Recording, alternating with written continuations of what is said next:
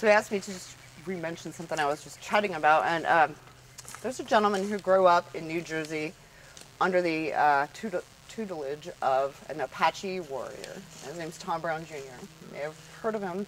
He's written a number of books. He advises on movies as a tracker. And he had a protege named John Young.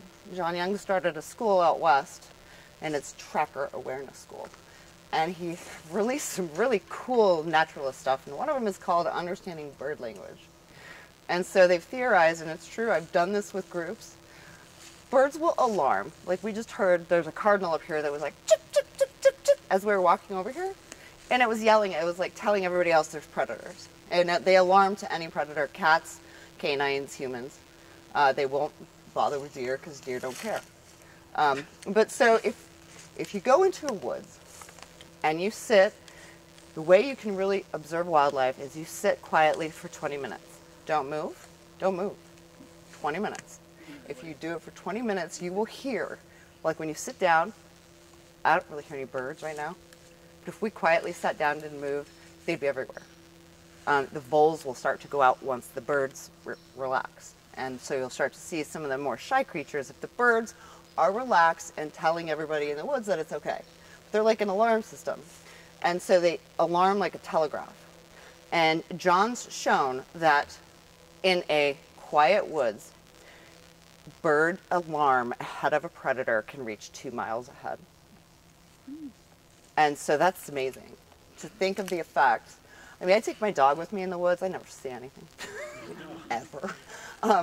But really, unless you do this, and the best place to sit and observe this is an intersection between 2 or 3 different type of habitats, because you'll see all the different animals that utilize those. So water, woods, and like a field edge, or just water and woods. Awesome. You guys, it's 20 minutes and you will start to see mice come out. It's wild. And so we call that just returning to baseline. And so really paying attention to the birds as they come back to normal. If you're sitting there and they start reacting in a certain direction. So if you're sitting quietly and they're all normal and then you hear a bird start chirp, chirp, chirp, over there, you know there's a cat or a dog or a person over there. Or a coyote. Or a bear or a mountain lion. You know, a predator. But it's really, really cool in terms of observing nature. I love to do that with kids, but it's so hard. They're so wiggly. They're so completely wiggly. But anyway. What does it mean when they just go dead silent? So sometimes in the woods, like, they'll just be absolutely no, I don't know if they're all resting at this time of day or something, but every once in a while out here, just absolutely nothing. No chipmunks, no squirrels, no birds. Usually midday when it's hot. Okay. Or they've all decided that something scary's around and they're all just being quiet. Do you think a coyote could cause that? Oh yeah, for sure. And the other thing is birds, what does he call it? The hook. If you picture like birds on the ground, like in town, they don't fly very far to get away from us, right? They fly to a tree branch. They fly the shortest distance and they hook upwards to get there.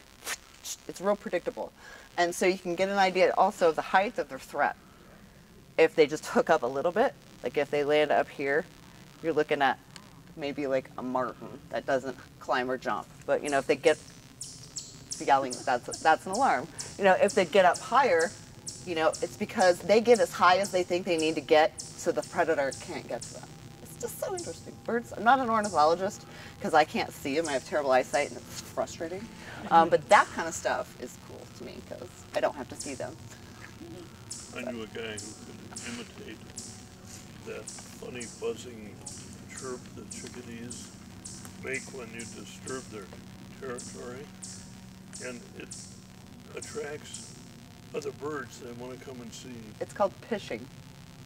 Is that what it's called? P-I-S-H-I-N-G. We learned it in college. I have a wildlife degree, and so this is actually a technique ornithologists use. It's called pishing, and it's because you just go psh, psh, psh, psh, psh, psh, psh.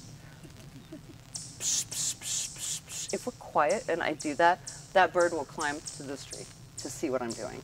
And if you're just by yourself, it's way easier, you know, because it's not trying to sense all these other threats. But yeah, it imitates a wounded bird, and other birds immediately come to see what's happening. And it's fascinating. They will. I call the scarlet tanager down from a tree, really close, and just get to stare at it by standing totally still doing that. Yeah, it's very cool. Fishing. Yep. So this is a stunted tree over here. That could actually be quite old, this tree right here. This beech right here? Yep. It's all the knobs and that on it. That's a stunted one? It's suppressed. Suppressed. Okay, this one. Yeah, it's suppressed. And the top has been broken. Right here. It's been broken when it was younger. So, anyway. So there's one more forest stand up the hill, and then we can go for cider if you guys want. Unless you want to talk like any plant idea anywhere else. All right, up the hill.